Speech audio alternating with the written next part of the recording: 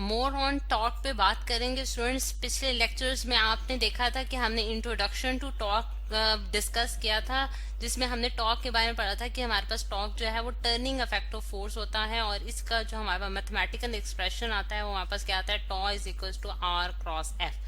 ठीक है, यानी कि ये दो चीजों पे डिपेंडेंट होता है। आर जो है हमारे पास मोमेंट आर्म है, और स्टूडेंट्स एफ जो है वो हमारे पास फोर्स है जो कि हम अप्लाई करते हैं किसी बॉडी पे। ठीक है, और उसकी वजह से जो टर्निंग इफेक्ट प्रोड्यूस हुआ है वो हमारे पास टॉर्क कहलाता है। अब आज हम जो है जो जिस टॉपिक पे बात करेंगे हम रिजिड बॉडीज के लिए। ठीक है, रिजिड बॉडीज के लिए हम लोग जो है वो टॉर्क की वैल्यू कैलकुलेट करेंगे। अब रिजिड बॉडी जो है स्टूडेंट्स हमारे पास वो बॉडी होती है जिसमें हमारे पास जो मॉलिक्यूल्स होते हैं वो टाइटली बाउंड होते हैं, एक उनकी फिक्स पोजीशंस होती है। जैसे हम सॉलिड्स की बात करते हैं वो हमारे पास रिजिड बॉडीज में आ जाती हैं। अब यहाँ भी हम एक रिजिड बॉडी मैं आपको शो कराने जा रही हूँ जो कि फिगर में दिखाई जा रही है।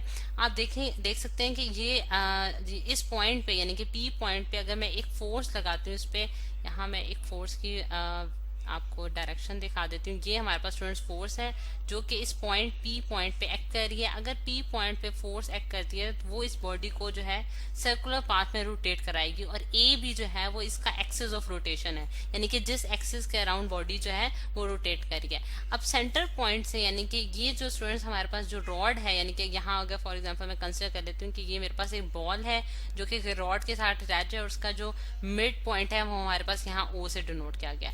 अगर हम देखें कि ओ से पी तक का जो डिस्टेंस है वो अगर मैं आर से डिनोट कर दूं तो आर जो है वो हमारे पास क्या कहलाता है, मोमेंट आर्म कहलाता है। ठीक है, यानी कि जो यहाँ हमने डिस्कस किया था कि मोमेंट आर्म हमारे पास क्या होता है कि हमारे पास जो एप्लीकेशन ऑफ जहां से हम अप्लाई कर रहे होते हैं फोर्स, वहां से हमारे पास सेंटर तक का जो डिस्टेंस होता है वो मोमेंट आर्म कहलाता है। ठीक है, और आर की डिपेंडेंस जो टॉर्क की जो डिपेंडेंस है वो हमारे पास मोमेंट आर्म और फोर्स पे जो है वो इक्वली जो है वो डिपेंड कर रही है। अब अगर हम फोर्स जो कि इस पे अप्लाई हो रही है रिजिड बॉडी पे, इस फोर्स के अगर हम इसको कंपोनेंट्स में रिजोल्व करें, यानी कि रेजोल्यूशन ऑफ द कंपोनेंट का मेथड अगर इसमें अप्लाई करें, तो स्टूडेंट्स आप देख सकते हैं कि इसके दो कंपोनेंट्स आ जाएंगे। एक हॉरिजॉन्टल कंपोनेंट होगा और एक हमारे पास क्या आ जाएगा, वर्टिकल कंपोनेंट। अब यहाँ जो हॉरिजॉन्टल कंपोनेंट है वो हमारे पास क्या होगा, अगर मैं उसको एक डार्क कलर से शो कर देती हूँ, यहाँ हम लिख सकते हैं कि हमारे पास क्या होगा, एफ कॉज ऑफ थीटा।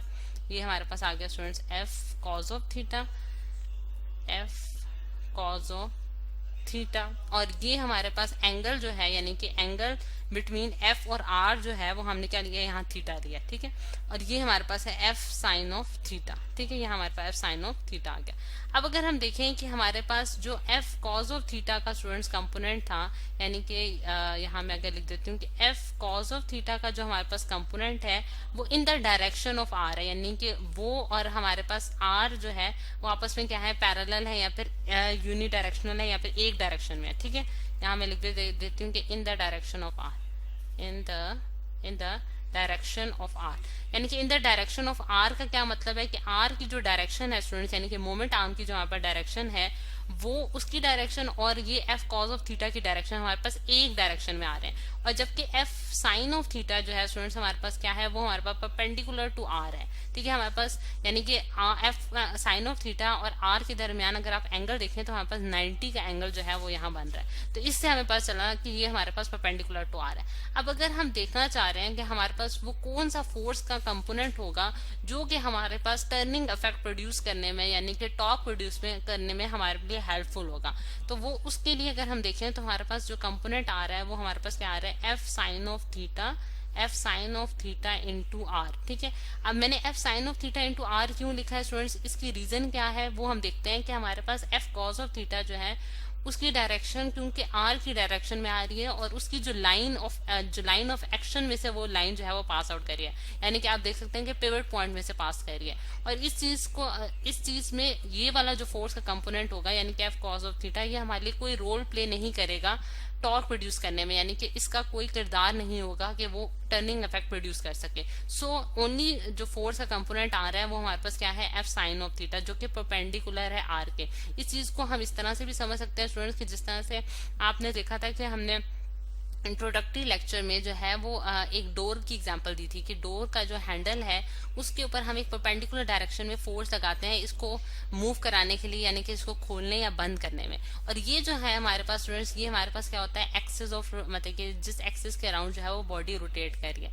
और ये जो है ये डिस्टेंस है, मोमेंट आर्म, जिसे हम आर से डिनोट करते हैं, यानी कि अगर यहाँ अप्लाइड फोर्स कर रहे हैं तो ये आर होगा। अगर मैं आर की ही डायरेक्शन में जो है वो फोर्स लगा दूं तो ये जो डोर होगा ये ओपन या क्लोज नहीं हो पाएगा, यानी कि इसमें कोई कोई जो है टर्निंग इफेक्ट प्रोड्यूस नहीं होगा। इसीलिए मैं यहाँ भी यही चीज समझती हूँ कि एफ कॉज ऑफ थीटा जो है वो हमारे लिए कोई इंपॉर्टेंट रोल प्ले नहीं करता, क्योंकि वो in the direction of R है, वो उसी एक्सिस के लॉन्ग है, यानी कि जो पिवट पॉइंट में से पास करिए, यानी कि जो लाइन पिवट पॉइंट से पास करिए उसी की डायरेक्शन में F cause of theta lie करता है। तो फिर इस वजह से मैंने यहाँ एफ साइन ऑफ थीटा का सिर्फ कंपोनेंट लिखा है, और यहाँ हम लिख सकते हैं R F into sine of theta. अब क्योंकि हम लोगों ने क्रॉस प्रोडक्ट का जो है वो हमने पढ़ा है कि हमारे पास टॉर्क जो है वो हमारे पास एक क्रॉस प्रोडक्ट होता है, आर क्रॉस एफ का जो है वो क्रॉस प्रोडक्ट होता है। और ये क्रॉस प्रोडक्ट को जब हम ओपन करते हैं तो हमारे पास क्या आता है, R F into sine of theta. ठीक है। अब स्टूडेंट्स हमारे पास ये जो थीटा है ये हमारे पास बेसिकली एंगल है, ये हमारे पास एंगल है बिटवीन आर और एफ, यानी कि थीटा जो है वो हमारा एंगल बता रहा है बिटवीन आर एंड एफ। ठीक है। आर और एफ के दरमियान जो है ये B/W जो है मैंने बिटवीन के लिए लिखा है। यहाँ आप देख सकते हैं कि फिगर में भी थीटा जो एंगल है वो हमारे पास आर और एफ के दरमियान जो एंगल है उसको शो किया जा रहा है विद द एंगल थीटा। ठीक है। अब अगर हम देखें कि यहाँ हमारे पास जो इसकी, क्योंकि हम जानते हैं कि हमारे पास जो टॉर्क है स्टूडेंट्स ये एक वेक्टर क्वांटिटी है। ठीक है। और वेक्टर क्वांटिटी के लिए हमें डायरेक्शन और मैग्नीट्यूड जो है वो दोनों रिक्वायर्ड होते हैं। तो इसलिए अगर आप इसकी डायरेक्शन फाइंड आउट करना चाह रहे हैं हम स्टूडेंट्स, तो वो किस तरह से फाइंड आउट कर सकते हैं, वो उसके लिए हम राइट हैंड रूल यूज करेंगे। यानी कि राइट हैंड रूल जो है वो हमें डायरेक्शन बताएगा टॉर्क की। और उसके लिए जिस तरह से यहाँ मैं अगर फिगर पेश कर देती हूँ, ये हमारे पास राइट हैंड रूल की फिगर आ गई। अब यहाँ इसकी फॉर्मूला भी मैं डायरेक्शन भी लिख देती हूँ, यानी कि ये पिछले वाले में तो हमने मैग्नीट्यूड लिखा था, अब इसके साथ इसका डायरेक्शन भी आ जाएगी, R F sine of theta into N hat. और एन हैट जो है स्टूडेंट्स हमारे पास यूनिट वेक्टर है जो कि in the direction of torque है, जो कि टॉर्क की डायरेक्शन बता रहा है।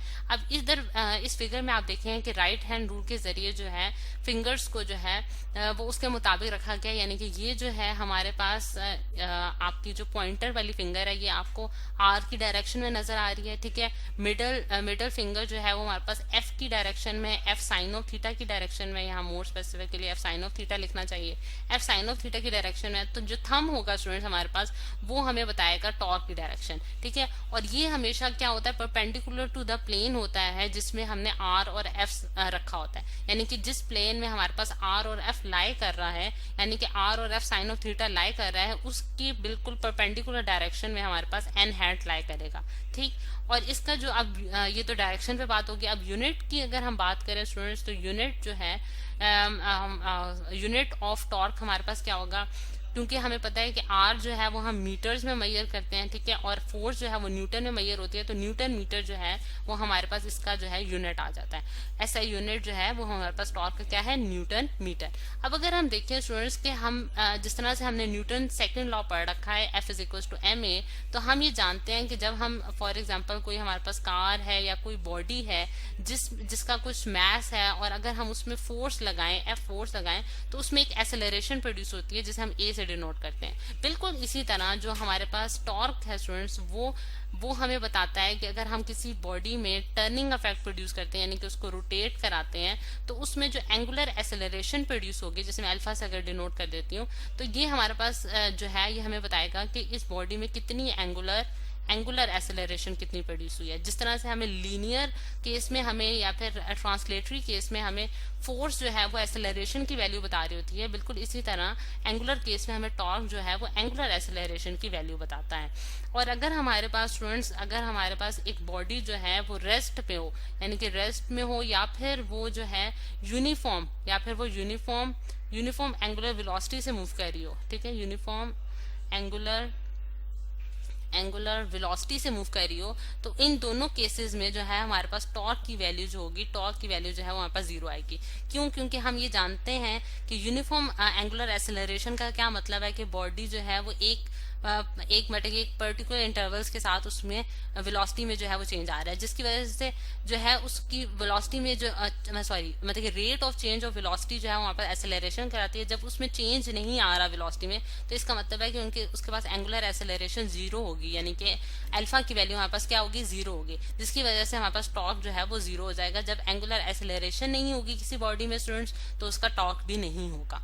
तो ये है स्टूडेंट्स हमारे पास कंप्लीट डिस्कशन ऑफ टॉर्क।